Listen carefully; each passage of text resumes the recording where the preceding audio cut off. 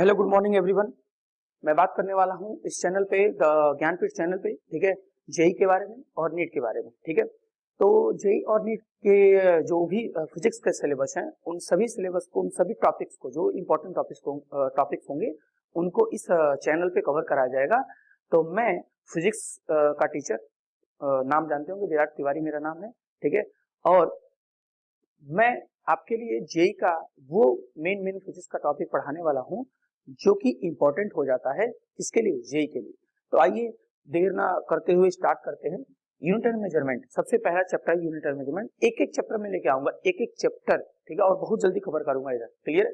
तो unit and measurement में सबसे पहले अगर हम बात करते हैं, ठीक है, तो फिजिकल क्वांटिटी की हम लोग बात करते हैं, फिजिकल क्वांटिटी की बात करते हैं। ठीक है, फिजिकल क्वांटिटी की बात कर लेते हैं।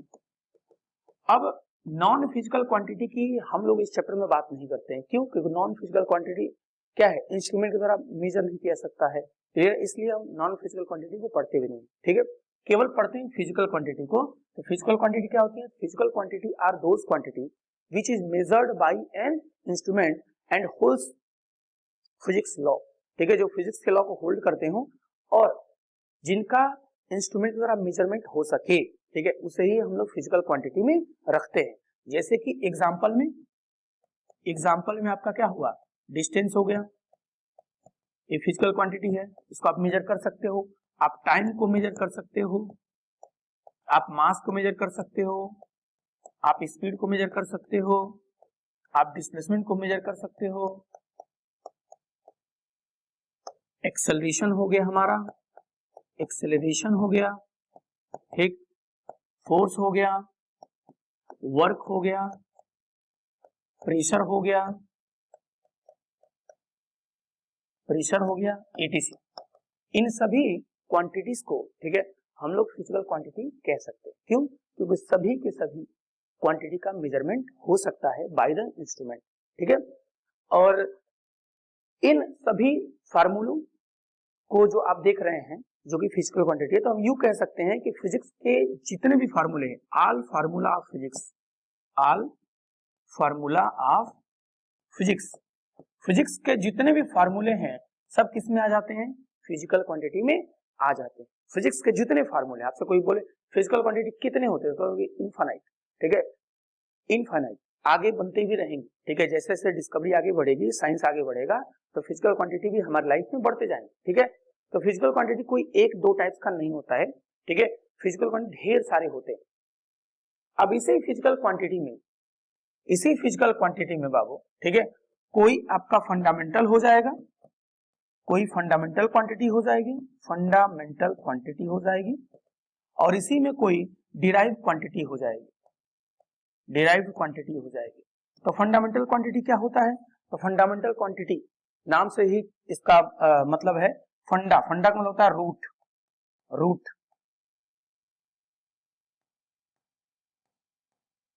सॉरी, ROOT, रूट, और मेंटल का मतलब हो गया मेजरमेंट। तो जो मेजरमेंट करने का रूट है, जो मेजरमेंट करने का रूट है, इसी के द्वारा हम सबको मेजर कर सकते हैं। क्लियर है? इसी के द्वारा हम सबको डिराइव कर सकते हैं, इसलिए इसका नाम है फंडामेंटल क्वांटिटीज, फंडामेंटल क्वांटिटीज। ठीक है, डिराइव क्वांटिटी क्या होती है? तो जो फंडामेंटल से डिराइव हो, जिस फार्मूले को हम फंडामेंटल क्वांटिटी के द्वारा क्या कर सकते हैं, डिराइव कर सकते हैं, उन्हीं को हम लोग कहते हैं डिराइव्ड क्वांटिटी। ठीक है जी, तो अब फंडामेंटल और डिराइव, ठीक है, इन्हीं में से कोई फंडामेंटल है, इन्हीं में से कोई डिराइव है। तो आइए देखते हैं फंडामेंटल कितने टाइप्स के होते हैं। तो आपको पता है कि जो फंडामेंटल होता है, जो फंडामेंटल क्वांटिटी होती है, वो there are 7 types of fundamental quantities. ठीक है, इसको याद करने का ट्रिक क्या है? मल्टेला, टेला, मल्टेला, ML, मल्टेला। M से क्या हो गया? मास हो गया, M से मास, L से लेंथ हो गया, T से क्या हो गया? टाइम हो गया, और T से क्या हो गया? टेम्परेचर हो गया, E से क्या हो गया? इलेक्ट्रिक करंट हो गया, इलेक्ट्रिक करंट हो गया। L से क्या हो गया बाबू? L से हो गया ल्यूमिनस इंटेंसिटी हो गया, ल्यूमिनस इंटेंसिटी हो गया, और ए से क्या हो गया, ए से हो गया अमाउंट ऑफ सब्सटेंस हो गया, अमाउंट ऑफ सब्सटेंस हो गया। ये जो 7 हैं, ये सातों क्या है, फंडामेंटल क्वांटिटीज में आते हैं, ठीक है। इन्हीं 7 फंडामेंटल क्वांटिटी के द्वारा हम डिराइव्ड क्वांटिटी को क्या कर सकते हैं, डिराइव कर सकते हैं, ठीक है जी।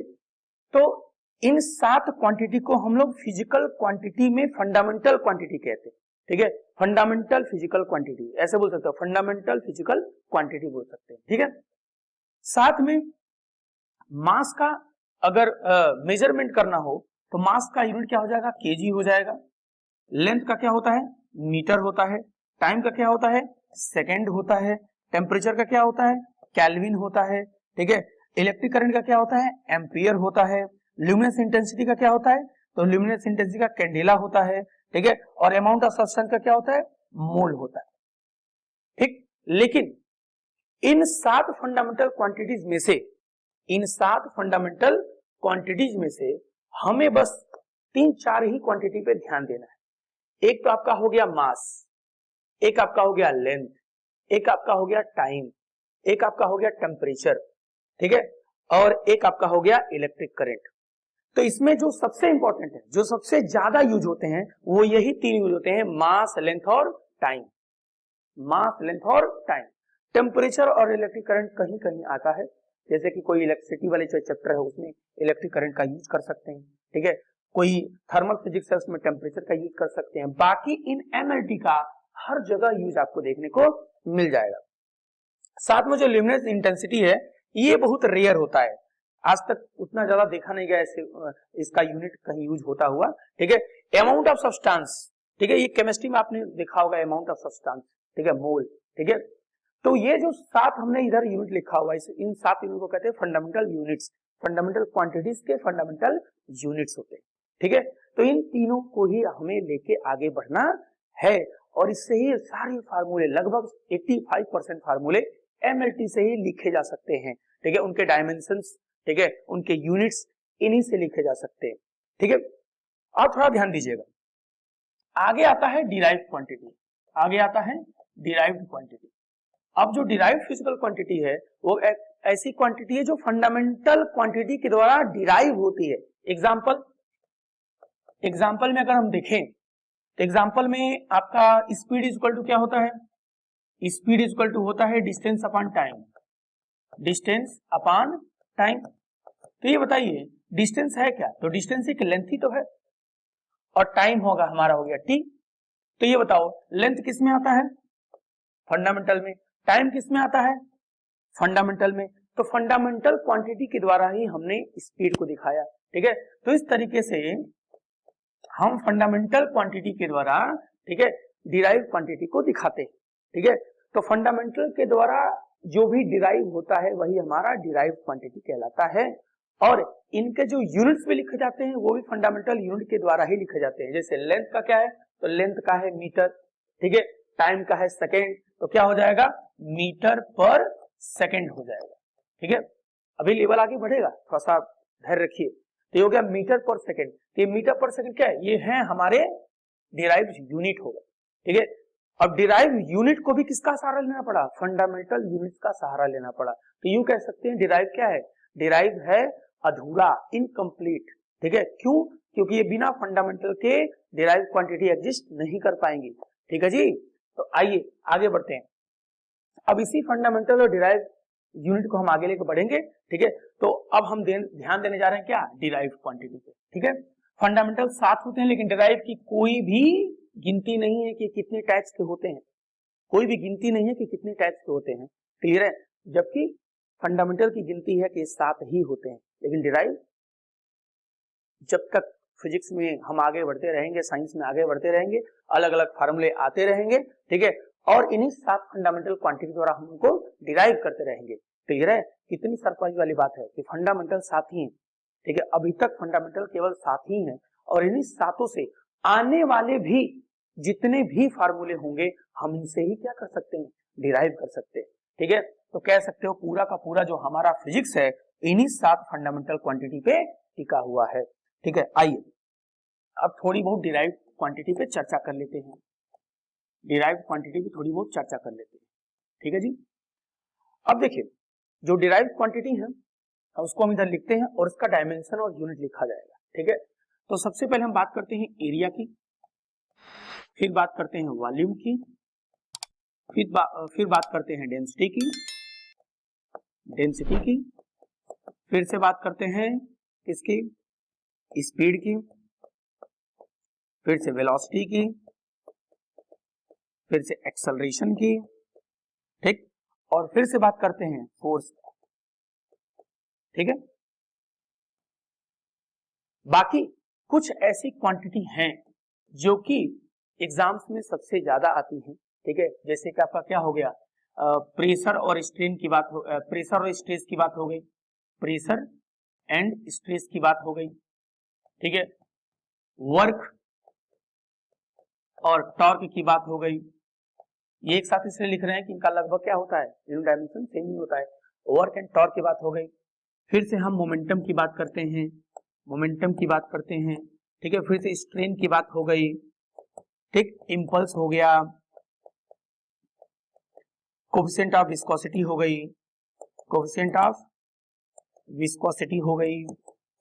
विस्कोसिटी, ठीक है। प्लैंक्स कांस्टेंट हो गया, ठीक है। आपका स्टीफन कांस्टेंट हो गया, विन्स कांस्टेंट हो गया, यूनिवर्सल ग्रेविटेशनल कांस्टेंट हो गया। तो ये जो बोल्ट्जमैन कांस्टेंट हो गया, तो ये जो जितने हैं, ठीक है, यही ज्यादातर पूछे जाते हैं एग्जाम के अंदर। इसी में से किसी का यूनिट एंड डायमेंशन या किसी क्वेश्चंस में डाल देगा इसको, ठीक है। तो इतने क्वांटिटीज को आप जरूर याद रखें, इसमें जोड़ लेना बोल्ट्जमैन कांस्टेंट और यूनिवर्सल ग्रेविटेशनल कांस्टेंट, ठीक है। इतना आप याद करके रखो। साथ में कुछ थर्मल फिजिक्स से भी याद रख लो, जैसे कि थर्मल कंडक्टिविटी हो गया, ठीक है। ये बहुत इंपॉर्टेंट हो जाता है थर्मल कंडक्टिविटी। तो thermal conductivity, coefficient of viscosity, Planck's constant, Stefan constant, आपका Wien's constant, Boltzmann constant, universal gravitational constant, इनको आप याद करके चलिएगा, ठीक है। ये ज्यादातर पूछे जाते हैं एग्जाम के अंदर। बाकी ये सब क्या है, ये सब बेसिक हैं, इनके आप यूनिट एंड डायमेंशन लिखोगे और इसका फॉर्मूला लिखोगे। तो कैसे लिखा जाएगा इसका, तो सबसे इसका बेसिक रूल समझते हैं। तो हमारे पास क्या है, हमारे पास मेन 3 क्वांटिटी है, एक मास हो गया, एक लेंथ हो गया, एक टाइम हो गया, ठीक। और साथ में हम डाल लेते हैं 2 अलग, जिसका कभी कभी रेयर में यूज होगा, जैसे कि आपका हो गया इलेक्ट्रिक करंट हो गया, और साथ में आपका हो गया टेम्परेचर हो गया, ठीक है। तो ध्यान दीजिएगा, जहां जहां मास होगा वहां पे आप यूनिट में क्या लिखोगे, केजी लिखोगे, ये एमकेएस यूनिट हो जाएगा, एमकेएस, मीटर किलोग्राम सेकंड में। तो मीटर किलोग्राम सेकंड में आप कैसे लिखोगे, तो मास का केजी लिखोगे, लेंथ का लिखोगे मीटर, और टाइम का लिखोगे सेकंड, ठीक है। वही अगर आपका सीजीएस में पूछ देता है, तो केजी का हो जाएगा ग्राम, ठीक है, मीटर का होगा सेंटीमीटर, और सेकंड का तो सेकंड ही रहता है, ठीक है। क्यों, क्योंकि सीजीएस का फुल फॉर्म क्या है, सेंटीग्राम सेकंड, ठीक है, सेंटीमीटर ग्राम सेकंड, और ये हमारा मीटर किलोग्राम सेकंड है, ठीक है। तो ये हो गया यूनिट्स। अब ये यूनिट्स याद करना क्यों जरूरी है, ये समझ में इसलिए आना चाहिए ताकि इसमें यूनिट कन्वर्जन आ जाए, ठीक है। चेक करेक्शन जिसमें चेक किया जाता है कि फार्मूला सही है कि गलत है, ठीक है। तो उनको आप इनके द्वारा ही बना सकते हो, उन क्वेश्चंस को कर सकते हो, ठीक है। अब थोड़ा आगे बात करते हैं, डायमेंशन कैसे लिखेंगे। डायमेंशन सर कैसे लिखेंगे, क्लियर है। तो बाबू याद रहे, जहां पे मास होगा, मतलब जहां पे केजी होगा या ग्राम होगा, वहां पे हम लिखते हैं एम, अगर केजी स्क्वायर हुआ तो हम एम स्क्वायर लिखेंगे, अगर ग्राम स्क्वायर हुआ तो हम एम स्क्वायर लिखेंगे, अगर केजी के ऊपर क्यूब हुआ तो एम पे क्यूब लिखेंगे, अगर केजी पर -2 हुआ तो m के ऊपर -2 लिखेंगे। मतलब इन यूनिट्स के ऊपर जो भी पावर होगा वही डायमेंशन के ऊपर भी पावर होगा, तो हम इसको a बोल देते हैं। a हमारा पावर हो गया। अब लेंथ हमारा, तो लेंथ को हम l से दिखाते हैं डायमेंशन। तो जहां मीटर सेंटीमीटर हो वहां l से, साथ में जो भी इसके ऊपर power meter square centimetre square, तो उसके लिए पावर हमने b दे दिया। सेकंड का हमने t दे दिया, ठीक है, और इसके पावर हमने दे दिया c। mlt, तो mlt में ही हम लोग लिखते हैं, कोई भी डायमेंशन किस में लिखते हैं, mlt में लिखते हैं। और साथ में अगर आपका इलेक्ट्रिक करंट है तो इलेक्ट्रिक करंट के लिए डायमेंशन के लिए क्या यूज करोगे, एम्पियर, a यूज करोगे, a, ठीक है। डायमेंशन में एम्पियर की जगह पे क्या लिखोगे, a लिखोगे। और टेम्परेचर के लिए क्या यूज करोगे, तो टेम्परेचर के लिए यूज करोगे थीटा, क्योंकि इसका यूनिट होता है केल्विन, और डायमेंशन की जगह पे क्या लिखोगे, थीटा लिखोगे, ठीक है। और इलेक्ट्रिक करंट का एम्पियर और उसका डायमेंशन में क्या लिखोगे, a लिखोगे, ठीक है। तो इन्हीं का यूज करते हुए हम सभी फिजिकल क्वांटिटीज का यूनिट और डायमेंशन आसानी से क्या कर सकते हैं, लिख सकते हैं, ठीक है। तो यहां तक आपको हम समझ सकते हैं कि समझ में आया होगा। तो आइए एक दो एग्जांपल्स भी करके देख लेते हैं, ठीक है, ताकि जो बेसिक अभी देख रहे होंगे उनको भी अच्छे से समझ में आ जाए, ठीक है। तो हम सबसे पहले उठा लेते हैं, सबसे पहले उठाते हैं एरिया। अगर हम एरिया को उठाएं तो चाहे वो कोई भी एरिया हो, एनी एरिया, कोई भी एरिया हो, यूनिट इसका आएगा मीटर स्क्वायर में, यूनिट इसका आएगा मीटर स्क्वायर में। जैसे कि एग्जांपल, अगर एरिया सर्कल है तो सर्कल क्या होता है, पाई आर स्क्वायर होता है। अब जो पाई होता है, पाई ये हमारा डायमेंशनलेस कांस्टेंट है, डायमेंशनलेस क्वांटिटी, ठीक है, इसका कोई डायमेंशन नहीं होता। जो नंबर्स होते हैं उनका कोई डायमेंशन नहीं होता है, जो पाई में हो, रूट में हो, टेन थीटा में हो, कॉस थीटा में हो, उनका कोई डायमेंशन नहीं होता है, ठीक है। तो आर क्या है, तो आर है रेडियस, और रेडियस एक तरीके का क्या है, लेंथ है। तो लेंथ का यूनिट क्या होता है, मीटर होता है, तो मीटर स्क्वायर हो जाएगा। उसी तरीके से अगर कोई स्क्वायर होता तो स्क्वायर में क्या लिखते, एल इंटू बी, मतलब साइड इंटू साइड लिखते, ठीक है, साइड इंटू साइड, स्क्वायर में सभी साइड बराबर होते हैं, तो इसका भी मीटर और इसका भी मीटर, लेंथ का भी मीटर, ब्रेड्थ का भी मीटर, तो क्या हो गया, मीटर स्क्वायर हो गया, ठीक है।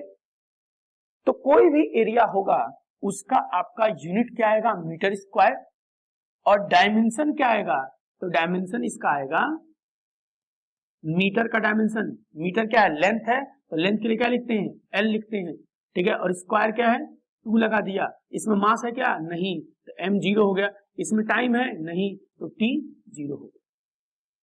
इस तरीके से हम डायमेंशन लिख सकते हैं, यूनिट लिख सकते हैं। अगर हम वॉल्यूम की बात करें तो वॉल्यूम, एनी वॉल्यूम, कोई भी वॉल्यूम हो, किसी भी बॉडी का वॉल्यूम हो, इसका यूनिट होता है, इसका यूनिट होता है मीटर क्यूब में। और डायमेंशन कैसे हो जाएगा, तो इसमें भी ना मास है ना टाइम है, m 0, लेंथ है तो लेंथ कितना है, l क्यूब, और t 0। तो इस तरीके से हम लिख सकते हैं। अगर हम डेंसिटी की बात करें तो डेंसिटी की बात करें तो डेंसिटी का क्या होता है, मास अपॉन वॉल्यूम होता है, मास अपॉन वॉल्यूम होता है। तो मास का यूनिट क्या होता है, केजी होता है, मास का यूनिट क्या होता है, केजी, और वॉल्यूम का क्या होता है, मीटर क्यूब। तो केजी पर मीटर क्यूब इसका क्या हो गया, यूनिट हो गया। और इसके डायमेंशन की बात करेंगे अगर, तो केजी का डायमेंशन क्या होगा, m होगा, ठीक है। तो केजी का ऊपर पावर क्या है, 1 है, तो m का पावर 1, और नीचे क्या है, m का क्यूब। अब m का क्यूब जब ऊपर आएगा तो क्या होगा, m पर -3, तो m क्या है, मीटर है, ऊपर जाएगा तो m पर -3 होगा। और मीटर का डायमेंशन क्या होता है, l होता है, लेंथ, तो हो गया l पर -3, और इसमें टाइम कहीं नहीं है तो t का पावर 0। ये हो गया आपका डेंसिटी का डायमेंशन और यूनिट, ठीक है। अब बात करते हैं थोड़ा फोर्स के बारे में। तो फोर्स क्या होता है, मास इंटू एक्सेलरेशन होता है, मास इंटू एक्सेलरेशन होता है, ठीक है। अब जिसको मास का यूनिट पता होगा वो तो डायरेक्ट ऐसे लिख देगा केजी, और एक्सेलरेशन का भी जिसको पता होगा मीटर पर सेकंड स्क्वायर, वो भी डायरेक्ट लिख सकता है। लेकिन जिसको एक्सेलरेशन का डायरेक्ट यूनिट नहीं पता है तो उसको तोड़ दे। एक्सेलरेशन बराबर क्या होता है, वेलोसिटी अपॉन टाइम होता है, ठीक है।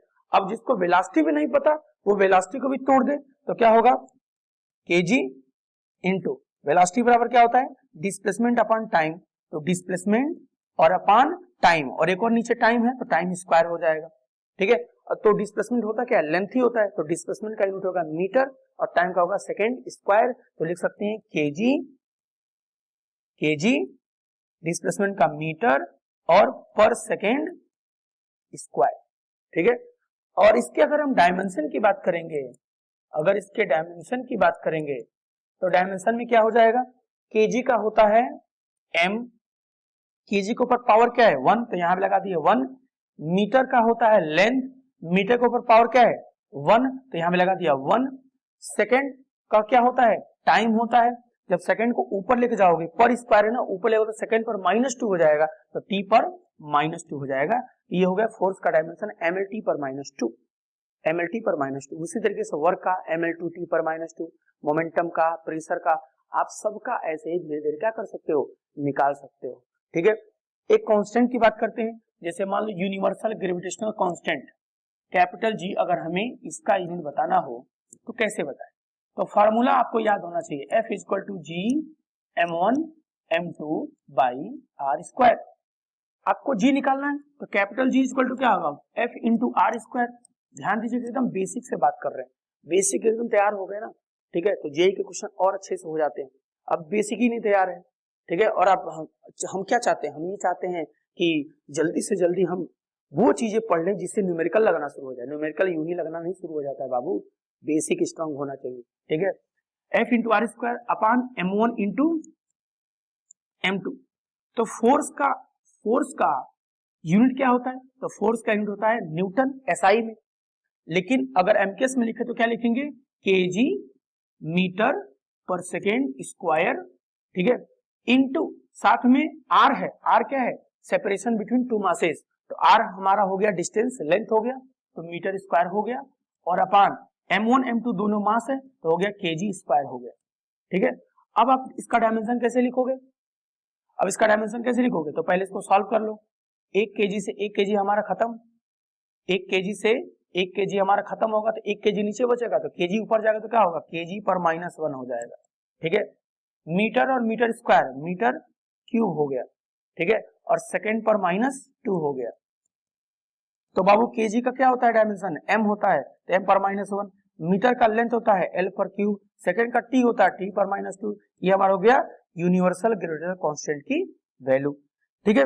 उसी तरीके से अगर हमें किसका लिखना हो, प्लैंक्स कांस्टेंट का लिखना हो, प्लैंक्स कांस्टेंट का लिखना हो, तो प्लैंक्स कांस्टेंट का कैसे लिखोगे, प्लैंक्स कांस्टेंट का कैसे लिखोगे, ठीक है, तो प्लैंक्स कांस्टेंट का फार्मूला हम यहां से लिख सकते हैं, E is equal to h nu, जहां H क्या है, प्लैंक्स कांस्टेंट है, then H is equal to क्या हुआ, E अपान न्यू हो गया, न्यू क्या होता है, न्यू 1 अपान टाइम पीरियड होता है, फ्रीक्वेंसी 1 अपान टाइम, टाइम कहां जाएगा ऊपर, तो हो गया E इंटू टी हो गया। अब एनर्जी है, ये एनर्जी, तो एनर्जी का यूनिट क्या होता है, तो जूल होता है, टाइम का क्या होता है, सेकंड होता है। अगर आप इसको एमकेएस में लिखना चाहोगे तो जूल का होता है केजी मीटर स्क्वायर पर सेकेंड स्क्वायर, पर सेकेंड स्क्वायर, ठीक है, और इंटू सेकेंड हो गया, तो सेकेंड पर -2 सेकेंड पर 1 क्या होगा, सेकेंड पर -1, तो केजी मीटर स्क्वायर सेकेंड पर -1। डायमेंशन कैसे लिखोगे, तो केजी का m हो गया, मीटर का l स्क्वायर हो गया, और सेकेंड पर t हो गया -1, ये हमारा हो गया प्लैंक्स कांस्टेंट का, ठीक है। तो प्लैंक्स कांस्टेंट का जो एसआई में लिखोगे तो एसआई में लिखोगे जूल इंटू सेकेंड होता है, ठीक है जी।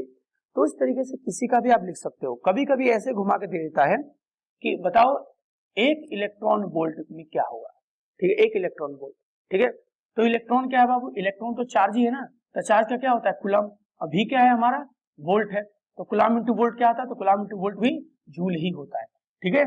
तो हमको अगर फार्मूला याद रहेगा, सही से फार्मूला याद रहेगा, ठीक है, तो हम किसी का भी क्या लिख सकते हैं, यूनिट ऑन डायमेंशन लिख सकते हैं, ठीक है, बस फार्मूला याद रहे तो हम डायमेंशन लिख सकते हैं, ठीक है। अब आते हैं डायमेंशन में अगले टॉपिक पे, तो अगला टॉपिक आपको अगले वीडियो में मिलेगा, ठीक है। तो टाइप करेगा यूनिट एंड मेजरमेंट, पार्ट 2, ठीक है। तो आपको उसी नाम से अगला वीडियो में इसके आगे का टॉपिक मिलेगा, ठीक है। So thank you so much, bye bye, take care, बढ़िया से तैयारी करते रहिए और लगे रहिए लगन से, ताकि आप जो एग्जाम के लिए प्रिपेयर कर रहे हो उसका प्रिपरेशन क्या है, उसमें कोई कमी ना आए। So thank you so much, tata bye bye.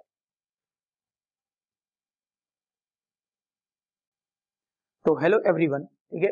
अब हम लोग यूनिट एंड मेजरमेंट का सेकंड पार्ट हम लेके आ रहे हैं, ठीक है। अभी फर्स्ट पार्ट इसका आप यूट्यूब पे सर्च करेंगे यूनिट एंड मेजरमेंट, ठीक है, first part by Virat sir, ठीक है। तो वो आपका आ जाएगा, उसमें सारी बेसिक चीजें मैंने उसके बारे में चर्चा की है। अब उसका जो नेक्स्ट वीडियो है, नेक्स्ट टॉपिक है, ठीक है। तो पहले तो जो आप पिछले टॉपिक में आपने पढ़ा था, ठीक है, तो मैं समझ सकता हूं कि आपने उस पर फोकस किया होगा। उसमें जो छोटे छोटे क्वांटिटी के बारे में और जो भी कांस्टेंट हमने दिया था एक तरफ, जो कि एग्जाम में पूछे जाते हैं, उसको आपने अच्छे से पढ़ा होगा, उसको रिवाइज किया होगा, ठीक है। तो आइए स्टार्ट करते हैं किसी क्वेश्चन से, उसके बाद अगला टॉपिक स्टार्ट करते हैं। तो हम आपको कुछ डायमेंशन लिखने के लिए देते हैं।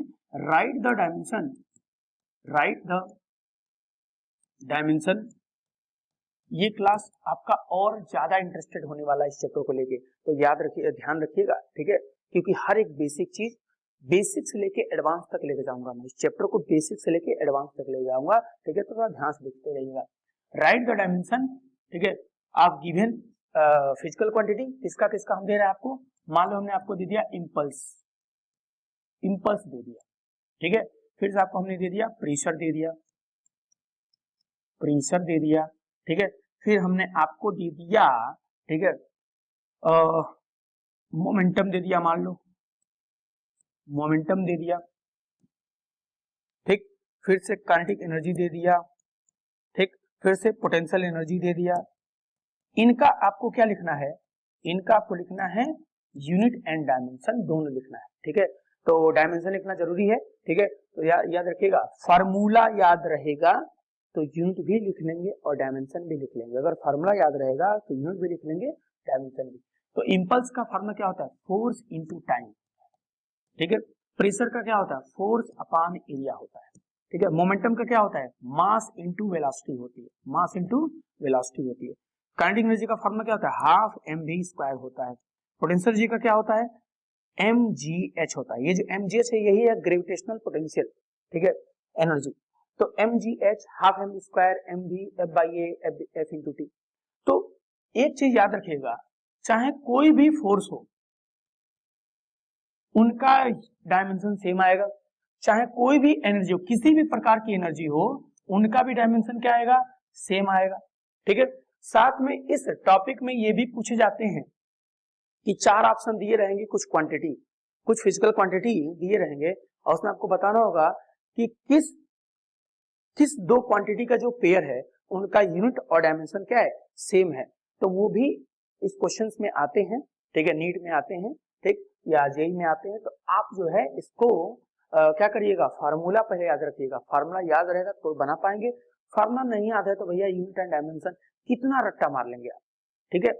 तो आप थोड़ा देखिए, अगर आप याद कर सकते हैं, आपका बुद्धि उतना तेज है कि आप उसको इतना विश्वास याद कर सकते हैं कि नहीं भूलेगा, तो और अच्छी बात है। जैसे कि कुछ बेसिक तो याद हो जाने ही चाहिए, जैसे कि वेलोसिटी है मीटर पर सेकंड, एक्सेलरेशन मीटर पर सेकंड स्क्वायर, फोर्स का यूनिट हो गया आपका केजी मीटर पर सेकंड स्क्वायर, वर्क का हो गया केजी मीटर स्क्वायर पर सेकंड स्क्वायर, तो ये तो याद हो जानी ही चाहिए, ठीक है। तो इंपल्स का क्या हुआ, फोर्स, फोर्स का डायमेंशन क्या होता है बाबू, फोर्स का पिछले क्लास में मैंने आपको सिखाया हुआ है पार्ट 1 में, ठीक है। फोर्स का डायमेंशन क्या होता है, एम एल टी पर -2, और यहाँ पे जो टाइम टी है, टी हमने ऐसे लिख दिया। अब क्या हुआ, टी पर पावर 1 है तो क्या हुआ, एम एल टी पर -2 टी पर +1। तो जब बेस सेम हो तो पावर ऐड हो जाता है, तो -2 + 1 क्या होगा, -1। तो ये हमारा क्या हो गया, इंपल्स का डायमेंशन हो गया।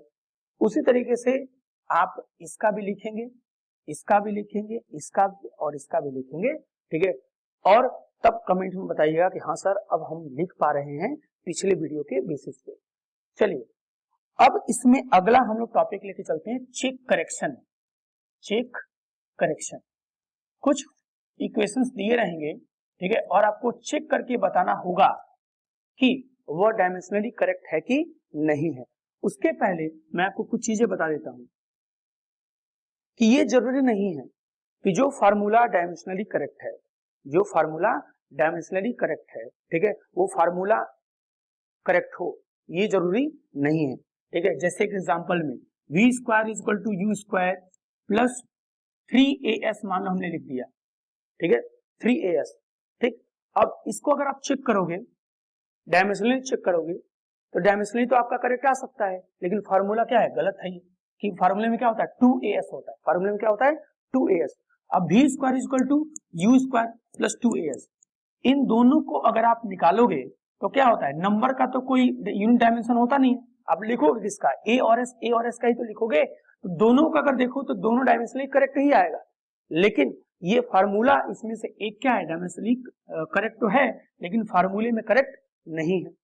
ठीक इसका उल्टा अगर हम बात करें तो जरूरी नहीं है कि जो डायमेंशनली करेक्ट नहीं है वो करेक्ट फार्मूला नहीं हो सकता, ठीक है, ये जरूरी नहीं है। जैसे कि Sn is equal to u plus a by 2 and 2n minus 1, ये आपका डायमेंशनली करेक्ट नहीं आएगा लेकिन फार्मूला आपका करेक्ट है, समझे कि नहीं।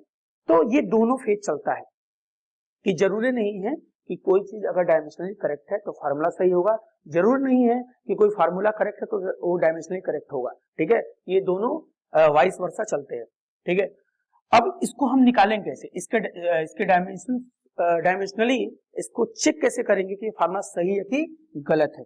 तो इसका मैं एक आपको रूल सिखाता हूं कि अगर मान लो कोई फिजिकल क्वांटिटी a है और is equal to b plus C, कोई b भी क्वांटिटी है और कोई c भी फिजिकल क्वांटिटी है, तो इसका डायमेंशनली फार्मूला आपको चेक करने के लिए क्या करना पड़ेगा, a is equal to b is equal to C करना पड़ेगा, या अगर आपका a is equal to b minus C है तो आप इसको कैसे लिखोगे, a is equal to b minus is equal to C.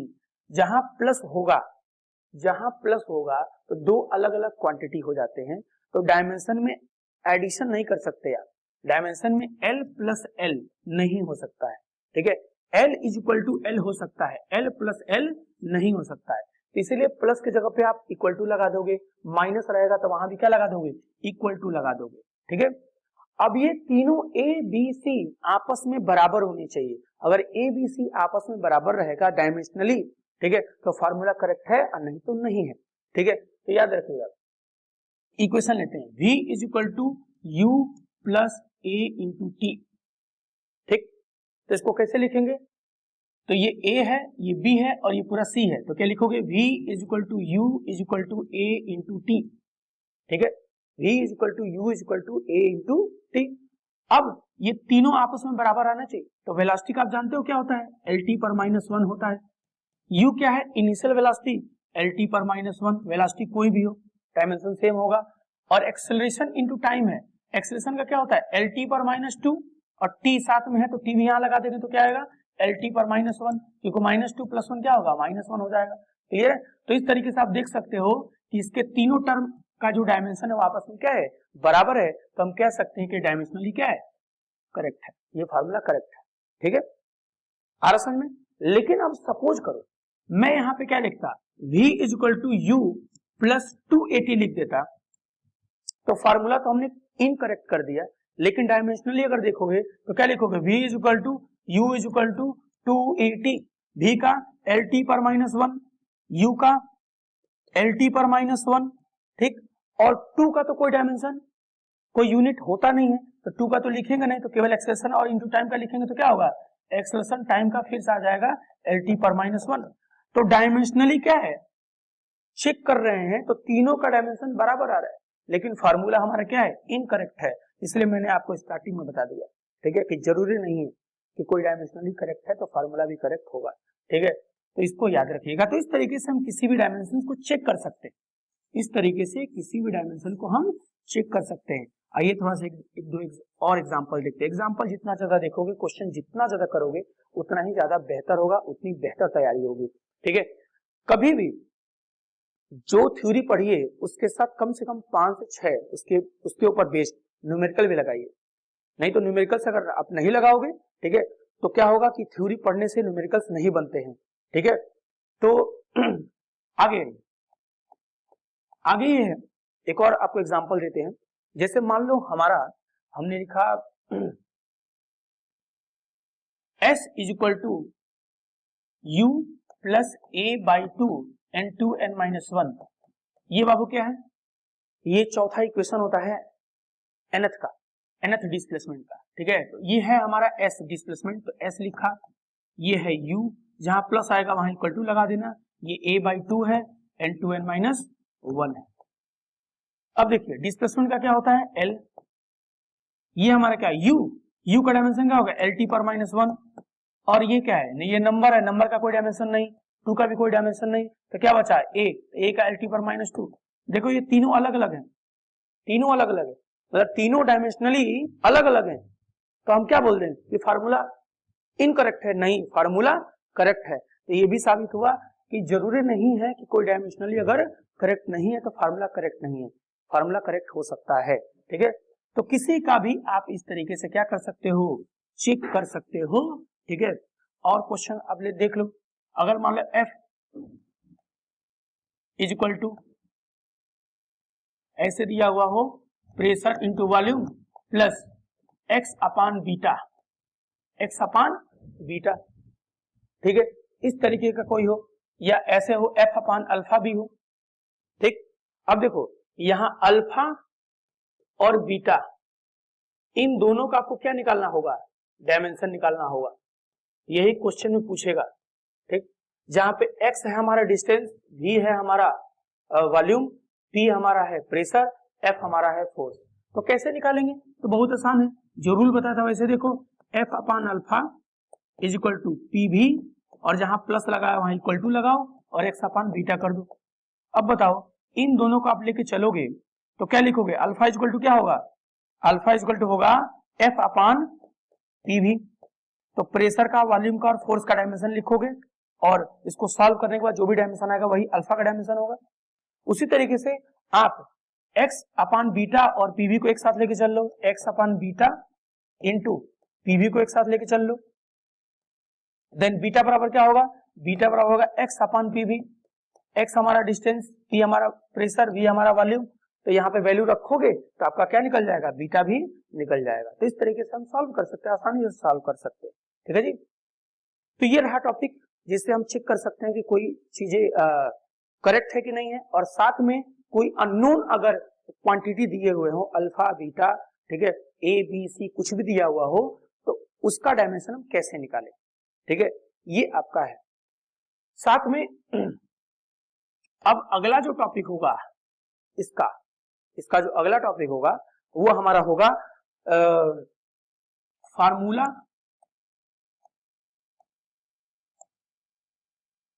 Making, या मेकिंग फार्मूला, ठीक है, मेकिंग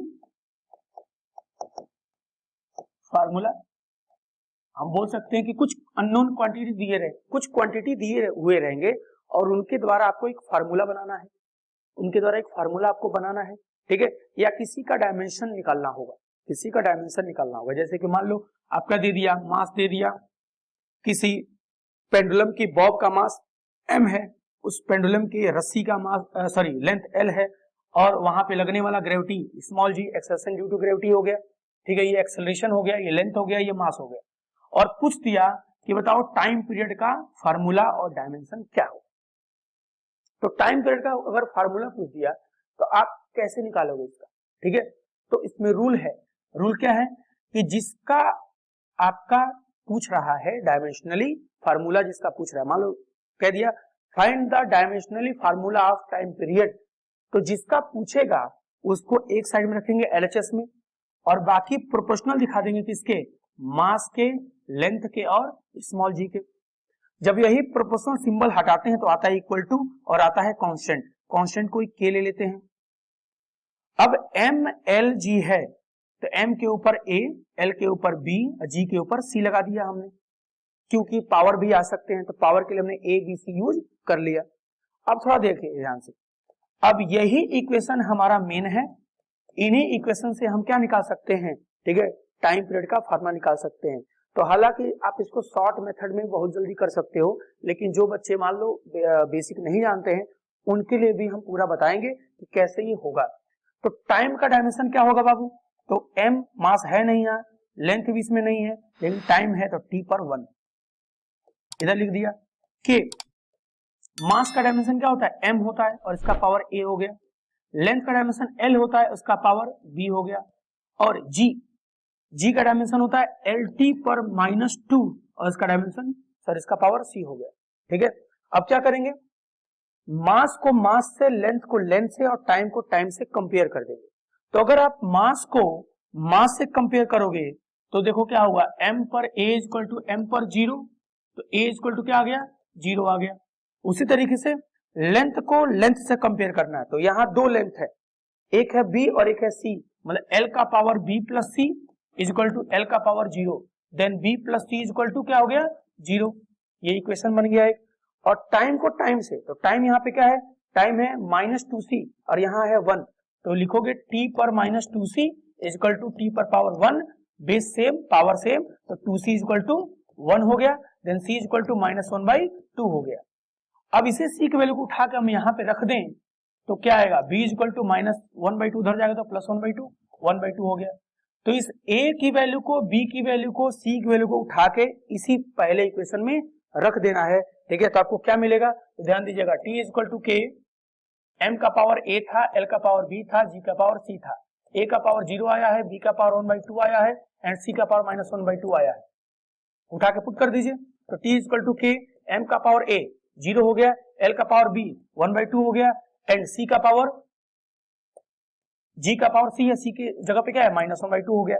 तो क्या हुआ, m का पावर 0 1 होता है, तो ये हो गया 1, l का पावर 1/2, इसको क्या लिख सकते हो, अंडर रूट में l, यहाँ g पर -1/2 है तो इसको क्या लिख सकते हो, अंडर रूट में g, तो इसको एक साथ क्या लिख सकते हैं, k अंडर रूट में l/g, यही हो गया टाइम पीरियड का फार्मूला। क्लियर, तो इस तरीके से हम, ठीक है, डायमेंशन के द्वारा फार्मूला भी बना सकते हैं, ठीक है, और किसी का डायमेंशन भी निकाल सकते हैं। ठीक है, तो ये रहा आपका नेक्स्ट पार्ट, जो कि हमने इसमें आपको डायमेंशन से फार्मूला बनाना सिखाया और साथ में चेक डायमेंशन भी करना सिखाया कि कैसे हम चेक करेंगे कोई फार्मूला डायमेंशनली करेक्ट है या नहीं है। ठीक है, तो बाकी अगला जो टॉपिक होगा अगले वीडियो में आएगा। ठीक है, जो कि जिसको बेसिक पढ़ना होगा इस चैप्टर का, वो चैप्टर पार्ट 1 में जाके पढ़ेगा, यूनिट एंड मेजरमेंट लिखेंगे, टाइप करेंगे यूनिट एंड मेजरमेंट, ठीक है, पार्ट 1 बाय विराट सर, तो वो आपका इसका बेसिक आ जाएगा। फिर ये पार्ट 2 होगा और अगला पार्ट 3 इसके अगले वीडियो में आएगा। So thank you, bye bye, take care.